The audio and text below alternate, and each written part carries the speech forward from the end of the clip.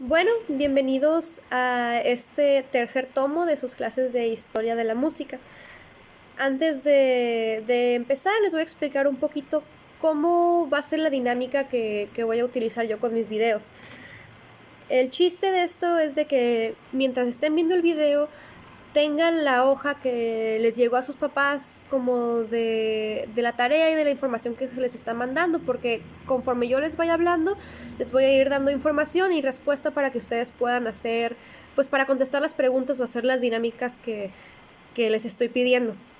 Entonces, ahorita que esté el video puesto, ten lista tu hoja para que puedas ir escribiendo pues los datos que yo te voy diciendo, ¿no? Pues bueno, ahora sí vamos a empezar. Ustedes han estado viendo con la maestra Yael y con la maestra Diana, ya vieron ciertos periodos de la historia de la música, porque pues la música ha ido evolucionando y tiene una historia. Ya vieron el primero, que fue la época barroca, y el segundo, que fue el clásico.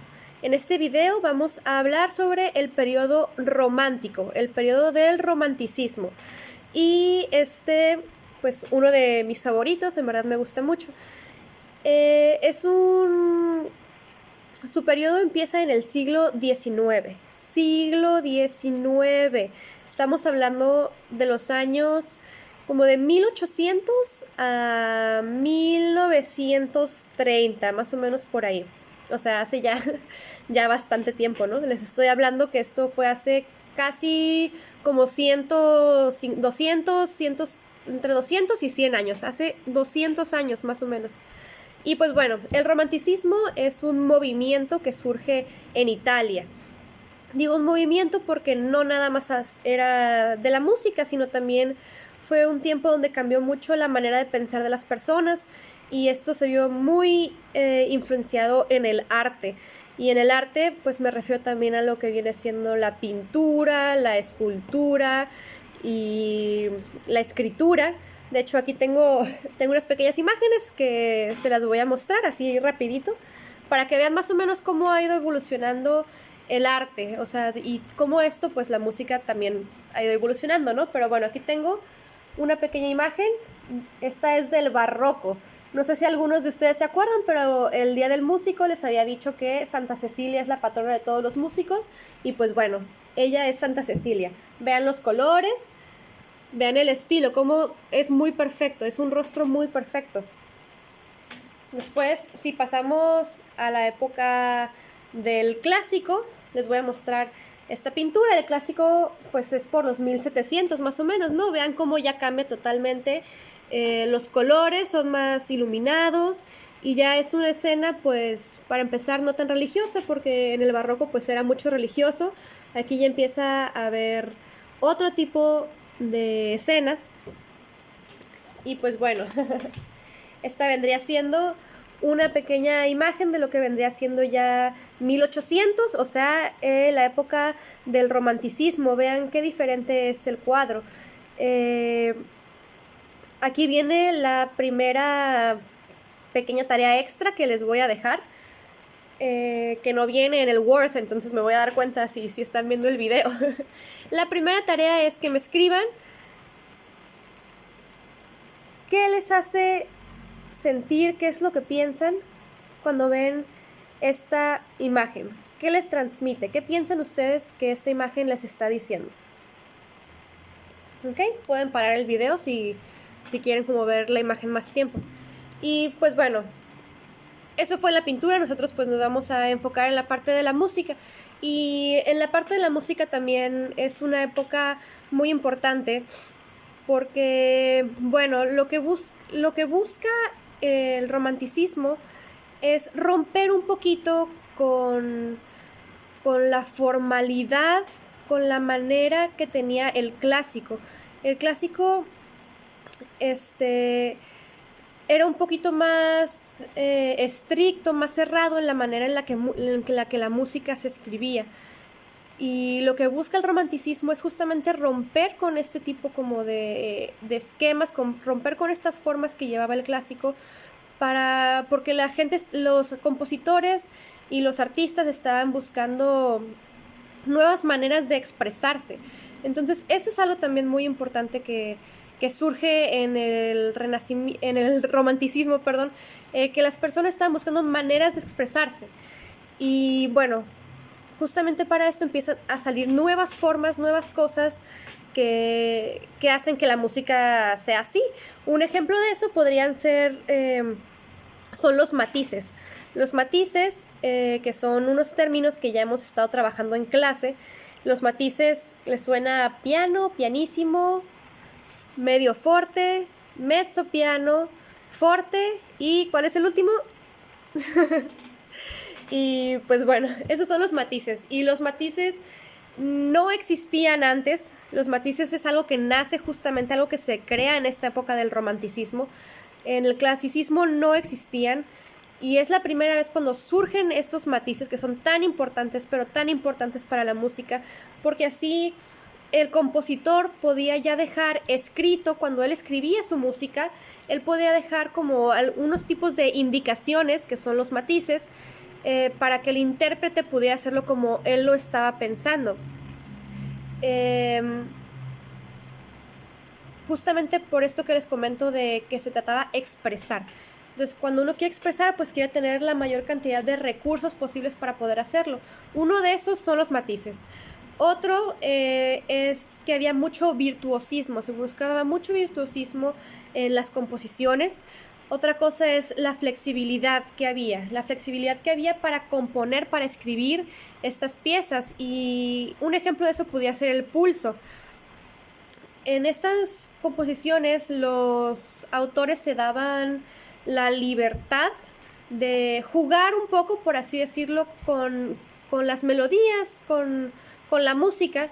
Entonces a veces el pulso no siempre se tenía que mantener igual en toda la pieza. El pulso también es algo que hemos estado viendo en clase.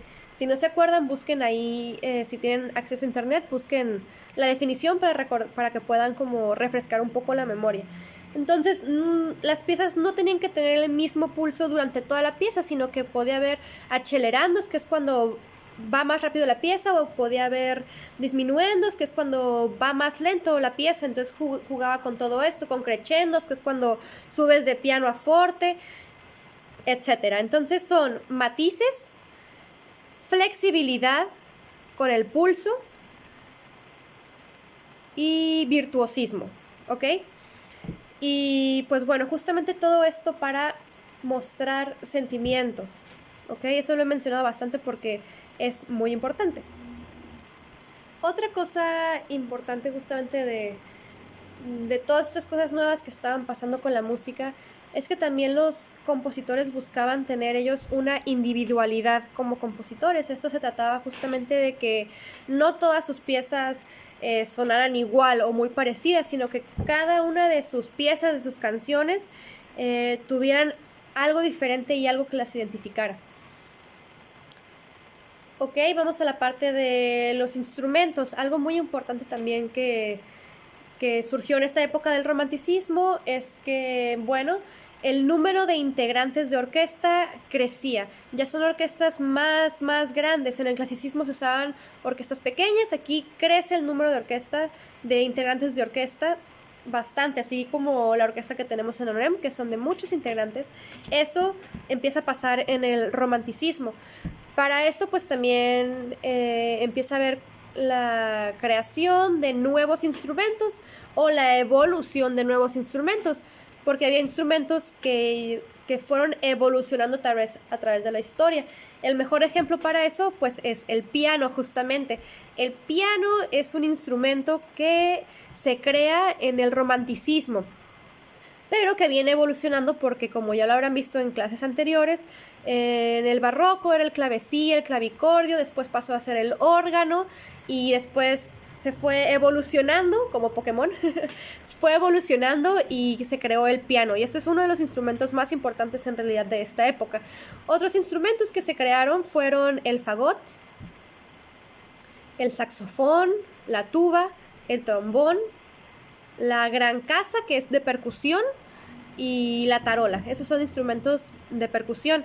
Otro instrumento y bueno, los pasados eran de maderas y otros fueron de metales, ¿verdad? Yo sé que ustedes ya saben identificar cuáles son las familias de los instrumentos. Bueno, otro instrumento que se creó en esa época fue el acordeón. Entonces, ahorita ustedes deberían de estar poniéndole, ustedes tienen ahí su hoja con una foto con unos imágenes de unos instrumentos. Ahora, por favor, están enumerados, dice 1, 2, 3, 4, hasta el 11. Entonces, ahorita ustedes, por favor, le ponen el nombre de cada instrumento ahí al ladito de la imagen. Y bueno, eso fue en la parte de los instrumentos. Pero ahorita vamos a hablar también de algo que fue muy importante para ustedes que están estudiando canto, que fue la ópera. La ópera tuvo un gran apogeo, tuvo un gran boom justamente en esta época del romanticismo. La ópera ya existía en la época del clásico, pero fue en esta época cuando en verdad se pudo hacer algo sumamente especial, cuando se pudo exprimir mucho esta parte de la ópera. La ópera nace en Italia, les digo por ahí del 1800, que es más o menos la época. Nace en Italia y después poco a poco se va pasando a otras partes del continente europeo. Okay, estamos hablando de Europa. Justamente ahí va la segunda pequeña tarea que les voy a dejar aquí por el video, que va a ser que me busquen, si tienen acceso a internet, que me busquen Italia, ¿ok? Y que me escriban qué forma ven ustedes que tiene Italia, el país de Italia. Díganme qué forma ven ustedes que tienen. Solo me tienen que escribir eso. ¿De qué le ven forma? Y pues bueno, nosotros vamos a hablar, vamos a ver 3 grandes compositores de ópera de esta época del romanticismo. El primero de ellos es Giuseppe Verdi. Giuseppe Verdi, pues bueno, era italiano. Él nació en 1813 y muere en 1900. También si pueden darle ahí una pequeña buscada en Google y pongan el nombre Verdi para que puedan ver la imagen de cómo era este compositor. De seguro les van a salir muchas pinturas o muchas fotos de cómo él era, ¿no? Y pues bueno, él fue un gran compositor de óperas de esta época. Él compuso 28 óperas, y pues todas sus óperas fueron muy bien recibidas por el público. Era algo a la que la gente le gustaba mucho porque seguía con ciertas formas del clásico, pero logró hacer mucha innovación justamente con esto que les digo de los matices y las nuevas maneras en las que se estaba pudiendo escribir la música. Y así como un poquito de datos de biografía sobre Verdi, es de que él, pues desde muy chiquito, dio a notar que tenía mucho gusto y mucha facilidad para la música. A los 12 años se va él a vivir con un maestro justamente de música. Eso se utilizaba mucho antes. Entonces él a los 12 años, imagínense, a los 12 años se fue a vivir con su maestro de música. Y fue a los 29 años cuando escribe una de sus obras pues más importantes, que es justamente de las que vamos a hablar con estas tareas, porque bueno, tuvo muchas, pero nosotros nos vamos a enfocar en 2 piezas, que esas están ahí en el Word que les mandé. Una de ellos es la de Nabucco, y es esta la que les comento que escribió cuando tenía 29 años. Nabucco es una pieza de su obra completa, se llama El coro de los esclavos, y se trata sobre cómo viven los judíos en cierta época de su vida, en una época donde ellos no eran muy bien tratados, ¿no? Entonces, cuando vean ustedes el video de Nabucco, me gustaría por favor que tomaran en cuenta todo lo que están viendo justamente ahí en la fotografía, ¿no? Quiero que vean un coro completo, un coro muy formal y muy profesional, y quiero que se den cuenta justamente cómo actúan ellos mientras están cantando. ¿Ok? Les comento que fue una época es una historia un poco triste, entonces van a ver ustedes su vestimenta muy acorde a la época. Fíjense en sus caras, fíjense cómo tienen la mirada, fíjense la postura de la boca, que son cosas que les decimos mucho en clase. Entonces, en esas cosas son las que quiero que se fijen, sobre todo con Nabucco, además de que pues creo que el video que les mandé de YouTube tiene la traducción de la letra, entonces pues vean justamente de qué se trata y líguenlo con la actuación que están teniendo este coro en escena, ¿no? Una pieza muy bonita, a mí me gusta mucho. Y bueno, la otra vendría siendo la de la Traviata. Esa es una pieza más alegre y se trata sobre, pues es sobre una fiesta, están en una fiesta y el personaje principal va a dar un brindis y ese es justamente el video que yo les mandé, que es brindisi, pues justamente significa brindis. Aquí quiero que se fijen cómo es que el coro y todos los actores, los cantores, cómo se mueven en el escenario, cómo se desenvuelven en escena. A contrario de Nabucco, que el coro está muy estático, no se mueve, pues sí, no se mueve, está muy estático. Y en este justamente cómo se mueven todos los que están en escena, ¿no? Cómo interactúan entre ellos, hacia dónde dirigen la mirada, también otra vez la postura de la boca. La postura de la boca y pues en general que lo vean y que lo disfruten y que perciban en realidad cada detalle.